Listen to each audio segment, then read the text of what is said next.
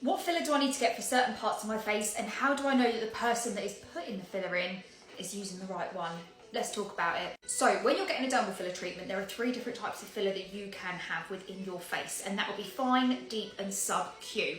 Those are your 3 main ones. So what we need to talk about is why you can't use certain fillers in certain areas and why we do have different ones. So starting off with your fine filler, so this could be like Revelax Fine, it could be EPT Q100. This is the more thinner type of filler that you would get, and that is mainly to treat fine lines around the eyes, the forehead, although I don't recommend putting any sort of filler in your forehead. Also, we can use fine filler for Russian lips. Again, you can use a deep filler for Russian lips, but we'll get to that later, but this is good if you are wanting to make some really precise tweaks. Now, fine filler is obviously called fine filler because its properties are a lot more flexible. It is a lot more of a finer substance, so that is why it is used in more kind of thinner skinned areas, more delicate areas, so that is kind of the finest of the lot.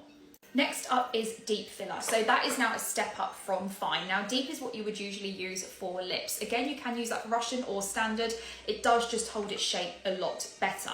You can also use deep for the nose, for the mid of the cheek and the nasal folds. Again, you can mix and match with some of them, so you can cross-link deep with sub-Q, depending on how you think each client would hold each one. Sub-Q filler. Now this is the thickest, it has the thickest properties of all 3 kind of ranges, and it does hold its shape and its weight a lot better. Now sub-Q would mainly be used for facial contouring because it does hold that structure a lot better. So we would use sub-Q within the jaw, within the chin. We can use it for the upper parts of the cheek. However, again, dependent on the client, you can use deep. Also for the nose, but the nose again depends on the client. Now with sub-Q filler, because it is the thickest of the fillers and it is kind of that bone structural sort of feel, we wouldn't want to stick it in the lips. We wouldn't want to stick it in the forehead or around the eyes because it then would just go really hard and it does up the risks of an occlusion as well.